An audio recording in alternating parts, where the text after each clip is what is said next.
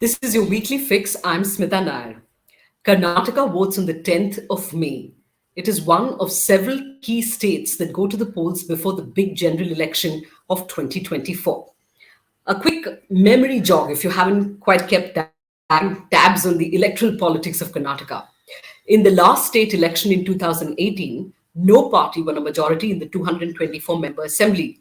The BJP was the single largest party, but it did not have the required numbers.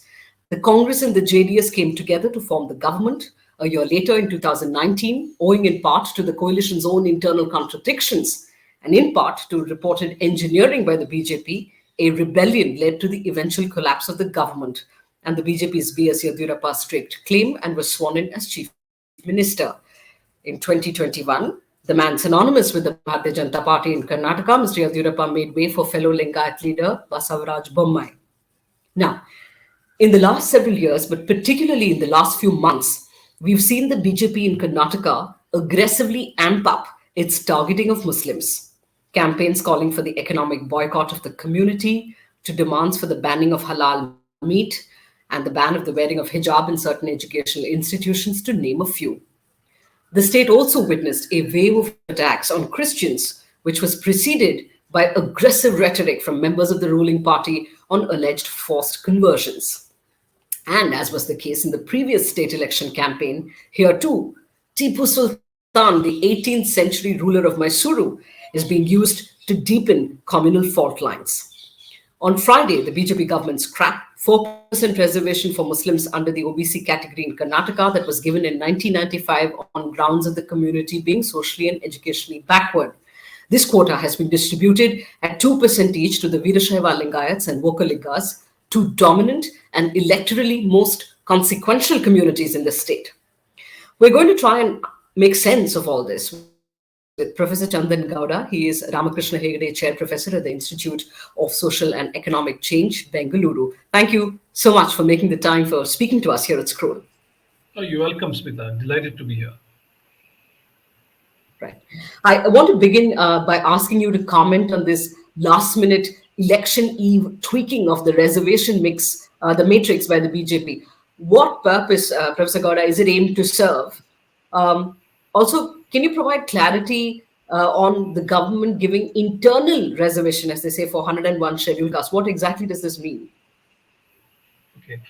Smita, like you rightly observed, elections were declared yesterday. A week, earlier, we had this announcement from the government, drastic. No one had expected it, that they were scrapping 4% of the OBC quota for Muslims and moving them to the economically weaker section, the 10% slot. But they retained the reservations for nomadic Muslim communities who are very small in number. So what the announcement mentioned was that the 4% would be divided up among the two dominant castes of the state, Lingayats and Vokaligas, who had anyway been asking for an enhancement in their share of the reservation quota. The Vokaligas wanted 15%. The Lingayats were also asking for 15%. But the Lingayat demand for it was a more, it's a better evolved, more mobilized demand.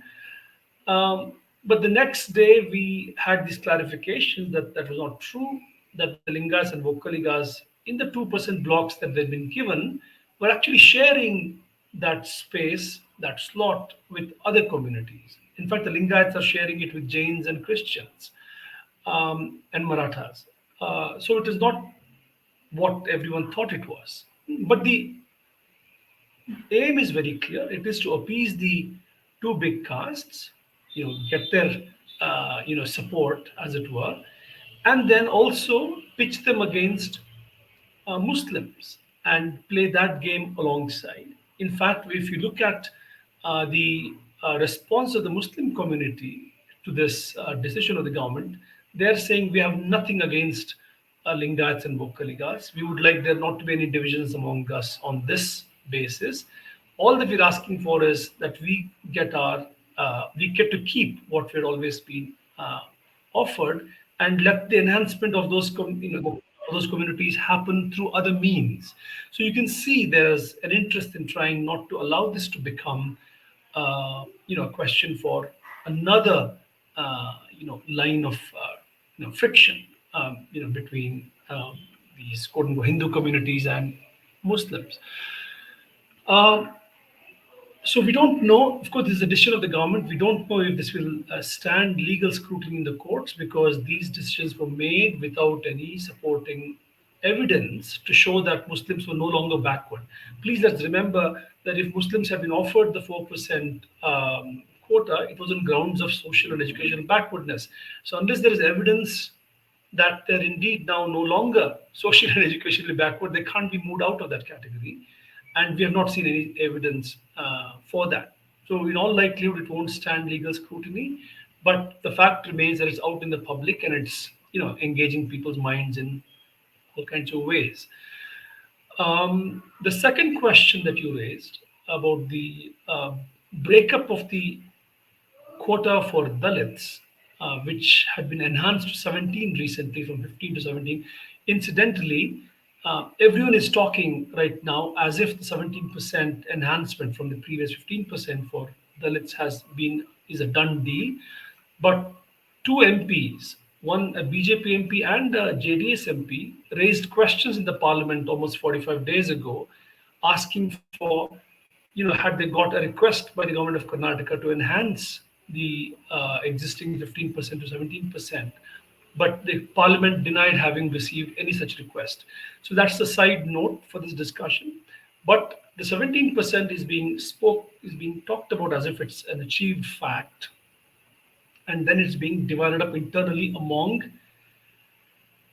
what in Karnataka are known the left-hand Dalits, who are Madigas and 29 other subcastes, and I'll explain these differences in a minute.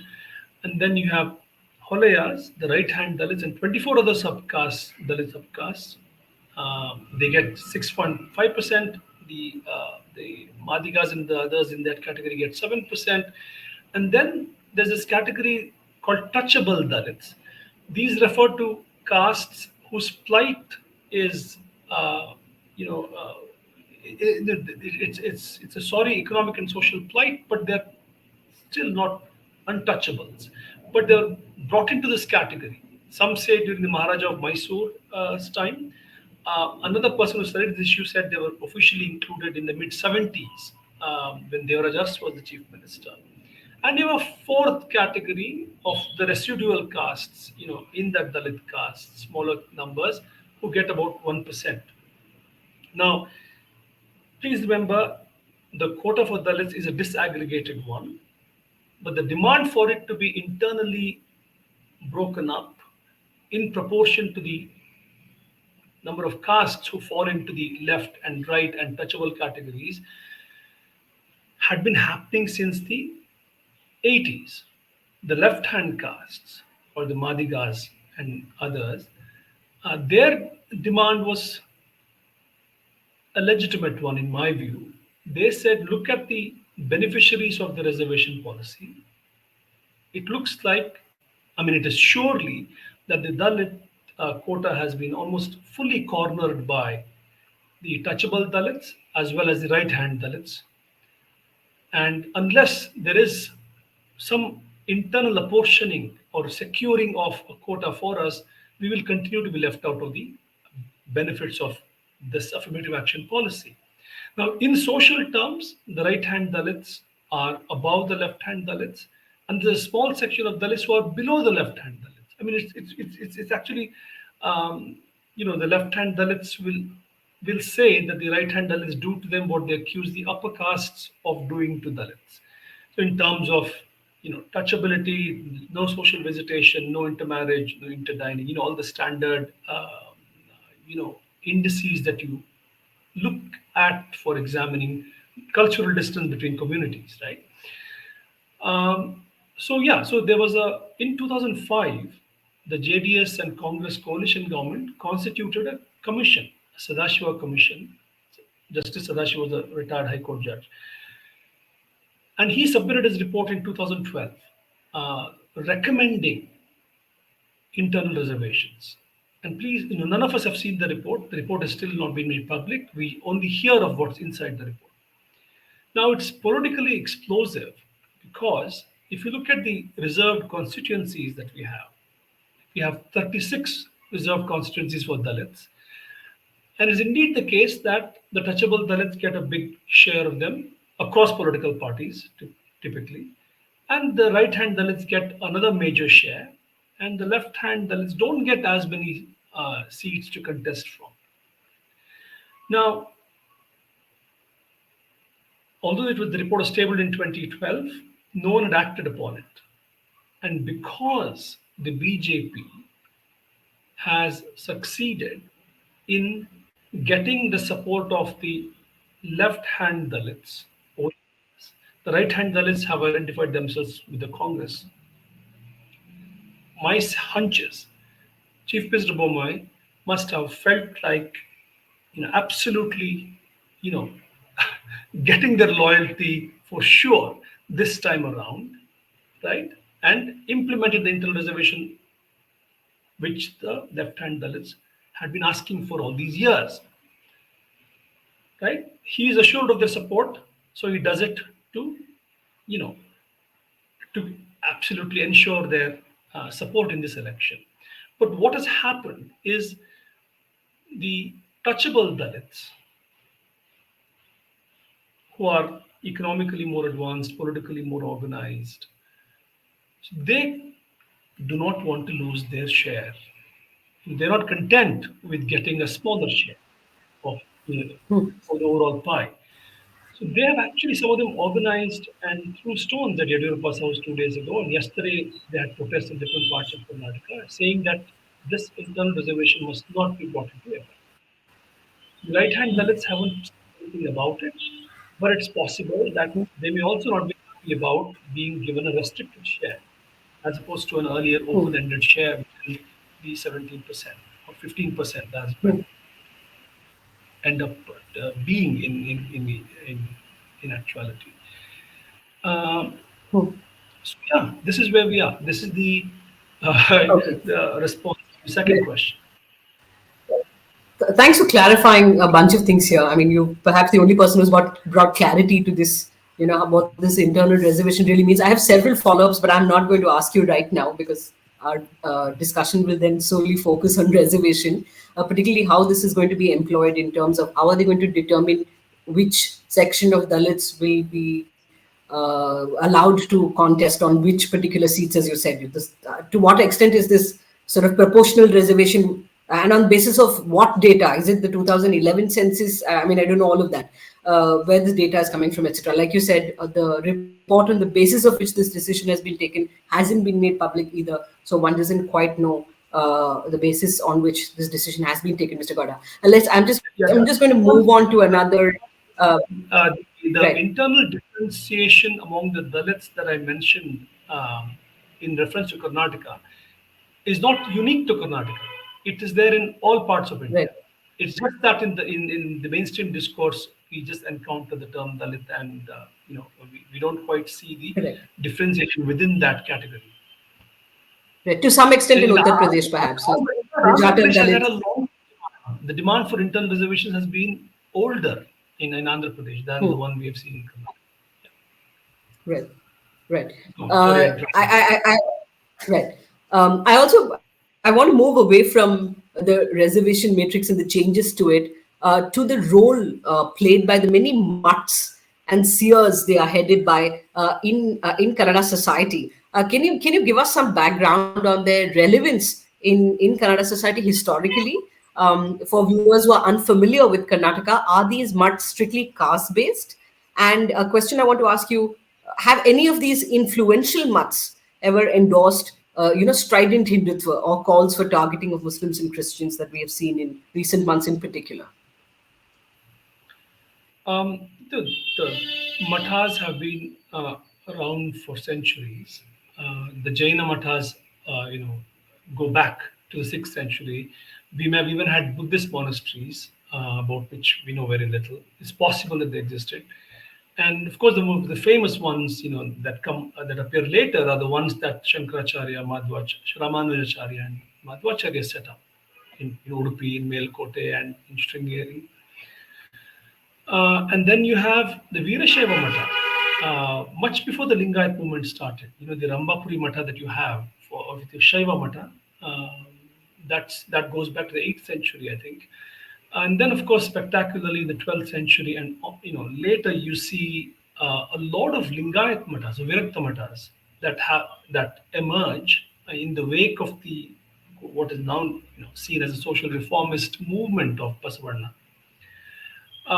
And I think these matas are, of course, interested in theological discussions. They are custodians of a certain theological conversation, and but they also have, they're not insular in the sense that the polities of their time are aware that the matas exist and there's interaction between them. There are grants, donations, land grants, protection from invasions, etc. So those are and locally the matas have been influential in the social life of communities. Right? We don't have a proper, a comprehensive history of these matas, but we'll need to imagine what they may have been like in in commanding a certain kind of you know, moral authority, from the local communities, kings included.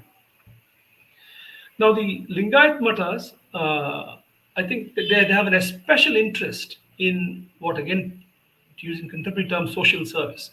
Uh, what do I mean by that? Anna Dasoha, Akshara Dasoha, these are actually theologically elaborated terms that where you actually offer literacy, again to use a modern word, an akshara dasoha, or to give food to everyone, and there's no discrimination among the recipients in this regard. So they've had a grand history. And please remember, even among lingayats there are different matas who have a different you know theological sort of elaboration within themselves. um, and all through what is now Karnataka, different parts of Karnataka, and they have their own traditions, and enjoying enormous sort of huge number of devotees locally, and they're not necessarily caste specific. A Lingayat Mata could have devotees from non-Lingayats, for example. Even the Brahmin Matas could have devotees from non-Brahmin communities. But how the particular relationship unfolds will vary from Mata to Mata. Be that as it may, um, so come the 20th century, we are in modern times, and things are changing. Cities are evolving, and uh, you know, education has become something else. You have new professions coming up, and elections are seeming like something you need, representational politics, where you elect someone to represent you, etc. These are new ways of how political power is coming to be organized, new ways in which the market is coming to be organized. So some of the Lingayat Matas and also the Vokkaliga Mata, early 20th century, they were, they started getting involved in setting up modern educational institutions, modern hostels for students from their communities, and sometimes students from other communities too. And these turned out to actually generate enormous revenues for them. So they become, economically also very powerful. And the bureaucracies, will have had students who have gone to these places, so there are ties between the bureaucracy and these matas. And when elections become important in independent India, candidates will want to be in the good books of these matas. So you will find candidates from all parties wanting to be blessed by the mata heads. So the matas have continued to be relevant in changed circumstances. It's not as if they're outside the rule of law. I don't. They're not law Right. unto themselves. But they have enormous clout Hmm. of their own in deciding local disputes of a civil kind, of what we may say with modern legal terminology.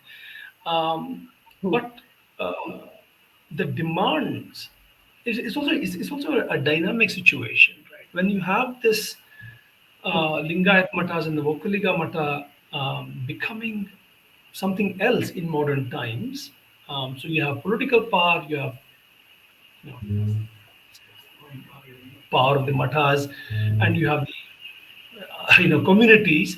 A lot of other Hmm. communities, smaller communities which did not have matas in the past, which did not have a tradition of matas in the past, have also felt encouraged to have a mata now. And a lot of new matas have emerged. Many Dalit matas have also been seen in recent years. So it's as if a spiritual head is a requirement to feel among other things for a community to feel complete, as it were.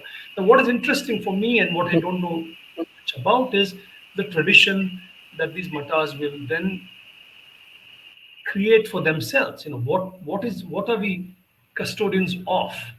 So how do we see this community or this particular spiritual heritage, this particular theological connotation? What was it like, etc., etc.? All of that is being you know put in place, and these are very interesting moments. I think I would not want to be cynical that these are new wannabes on the scene, etc. I think it's an extraordinary attempt of a community to try to uh, give itself a mata and a tradition in a situation of lack with the world around, and it also becomes part of the political landscape, right? In the sense, now politicians will have a few more matas to visit and offer respect to and be regardful towards. So it's a yeah. So this is the long answer to your question on matas in Karnataka. But Right. the other question was, have they been critical of the anti-Muslim politics that we Yeah. see around us? It's a Have they difficult been critical, question. or have any of them endorsed? Sorry. So Have any of the matas endorsed this kind of politics, or on the other hand, have see, any of them been critical of this? occasionally you find a head of a mata, head of Uttaradi mata will say something that this should not happen. We should be more tolerant. This sort of communal prejudice mongering is a bad thing. Occasionally, unexpectedly, but by and large, you've had a couple of heads of matas who have been consistently critical of uh, of fundamentalist politics, but then very quickly you realize um, that their stature as a spiritual head takes a hit. So we're trying to. So I think. Uh, and the Swamijis, the heads of matas, are aware of this. You do not want to become an everyday intervener. So you intervene when it absolutely becomes necessary to. But at the same time, Smita, we can't not forget that it's an evolving situation and the power interests are shifting. So when there is a Hindu Samavesha that the VHP may organize and invite the heads of these matas to show up, they do show up. Now, how do we read this showing up? Do we see this as, okay, these people are sellouts, or these people are there because there are compulsions that they will have to navigate, given how things are stacked? Because among their devotees, you'll find them in different parties. And you'll please remember, there's no mata that has shunned politicians from any particular party. That, if anyone wants to drop in them to greet them, the doors are open. So it is that situation, and I think it's a very delicate, subtle situation. We need to keep uh, interpreting carefully to really get at what they were really thinking, etc. So it's a Right. yeah, that's where we are. And I'm not sure if you asked this question because the Vokaliga Swamiji last week decisively intervened Yes. to say uh, that these fictitious characters that have emerged, these characters who are the Gowda characters, the Uri Gowda, Nanjay Gowda, who are supposed to have killed Tipu on the battlefield, and a BJP minister wanted to make a film on these characters, and someone wanted to build a monument for them, a play where these characters made their appearance last year was being organized to packed audiences in different parts of the state.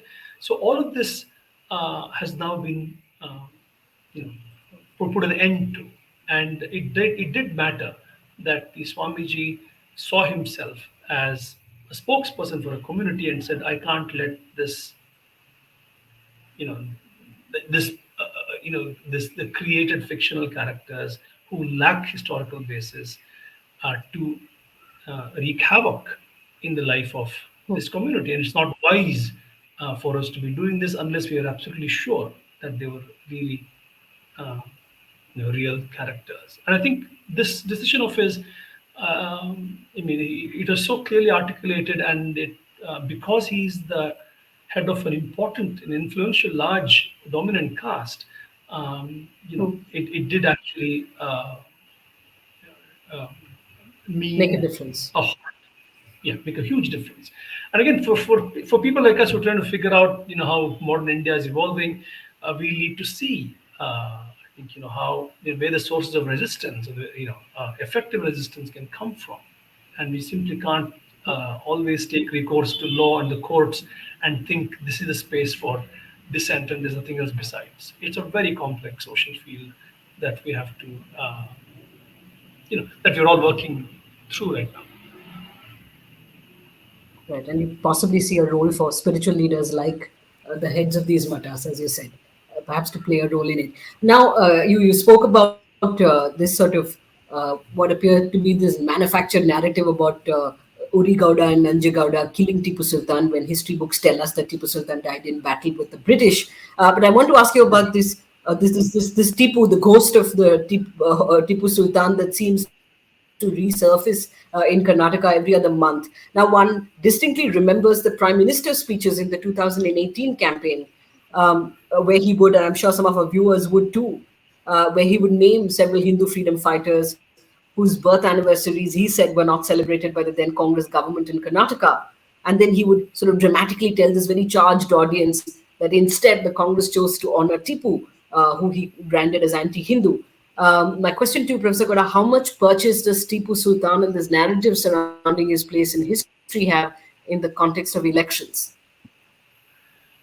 Smita, any discussion of Tipu is not about Tipu at all. Really, it's really about using Tipu as a launch pad to just to generate enormous hatred and dislike for the community where he came from, Muslims.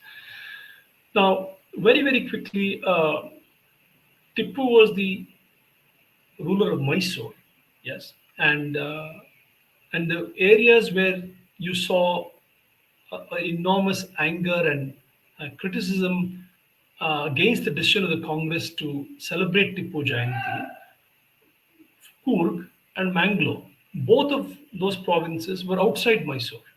And as far as Tipu was concerned, the people there, the chief of Coorg and the people in Bangalore were siding with the British. So he felt he had to punish them for that, and there were military offensives, and there was violence. And this is the business of empire building, and we can't simply say that this is only true of Tipu and other kings were all non-violent empire builders. This is you know, managing a kingdom is a violent affair. Now, now we are in modern Karnataka, which is no longer just old Mysore. It includes Coorg, it includes Mangalore. So I think the Congress ought to have been a bit circumspect about projecting him as an all Karnataka hero when you had people in these regions who could potentially object to that projection. And we can argue endlessly, like we've been trying to do about pre modern realities of military warfare, etc. But the fact remains that, as far as they're concerned, they say we're not obliged to listen to any of those arguments. But the interesting thing here for us to remember is all through this 50s, 60s, 70s, 80s, even 90s, these regions did not harbor any uh, bitter memories about Tipu because the school textbooks constantly, introduced Tipu as a hero, as who took on the British, was the ruler of Mysore, who did, all these terrific things. So for me, if that anger had been latent and had been present all along, it ought to have been expressed a long time back. But it took, the current times when the BJP is in the state for this anger to become manifest. So how much of it was fabricated out of latent memories? How much of it was given force and valence as a result of modern day uh, mobilization efforts, is anyone's guess. But still, I would still think, um, you know, if you look at our calendar, the days on which icons are remembered, the Jayantis are done, are usually spiritual figures. Kanaka Jayanti, Gandhi Jayanti, Basava Jayanti. Now, of course, you have Kempegoda Jayanti. Kempegoda is not a saint, but it's not a holiday. But every community wants an icon to be on the calendar, on the holiday calendar. Um, so we have an extraordinary Sufi saint called Shishanada Sharif, um, who I feel would have been a better candidate for having a Jayanti and wouldn't have posed these kinds of difficulties for even the community. Actually, if you think about it, the community is being harassed, right? I mean, the designating the Tipu Jayanti has not meant um, a happy celebration at all. It just meant another source of everyday harassment, given the way the politics are evolving now. But this is how I feel about it. But so yeah, so Electorally, so has it been beneficial? For, yeah, so I think given okay, now the Uri Gowda and Anjay Gowda, the characters, right?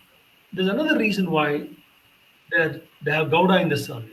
So the Mandya district, as well as Hassan district, and then Bangalore rural and parts of Kona, where you have a high density Vokaliga population, which has remained the least accepting of the BJP and its ideology. So, and any of the usual methods for finding appeal, be it projecting Modi as a great prime minister, or be it talking of India as a Hindu nation, or anything else, none of these ideas have found traction here. And I think it's pretty clear actually that these characters came in handy as a way of finding a locally recognizable figure and making a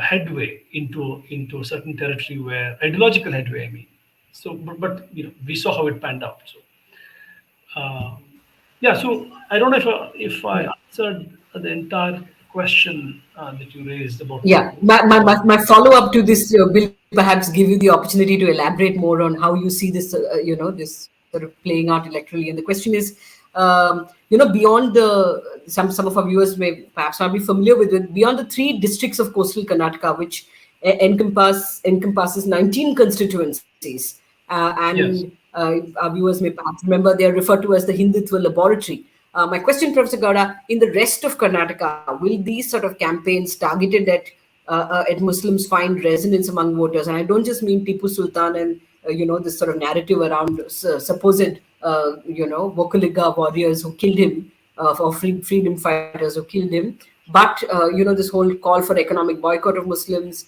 and this hijab business and the rest of it. Do you see it find resonance in beyond coastal Karnataka?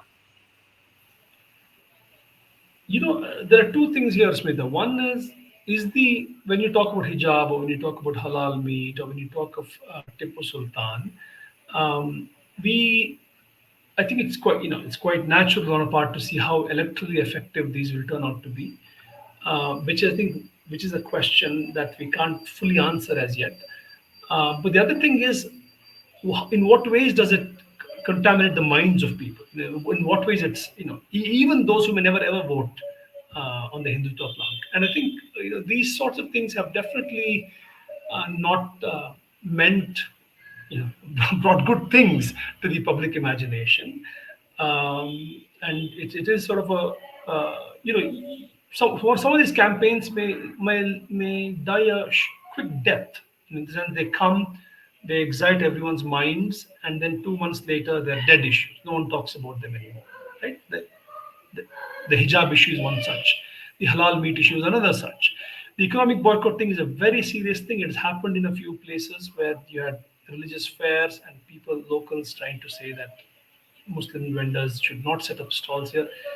Very, very unfortunate, because a fair, in theory, a Meda is open to all. It's never been discriminatory, but you see these things, and when will they stop? I feel it'll stop only when the political class, the Congress, the JDS, anyone else outside the BJP, or even within the BJP, a few MLAs who may not want to encourage those things, decide to do something about it in terms of sending clear messages to people in their constituencies that this will not pass here and you should not do it here.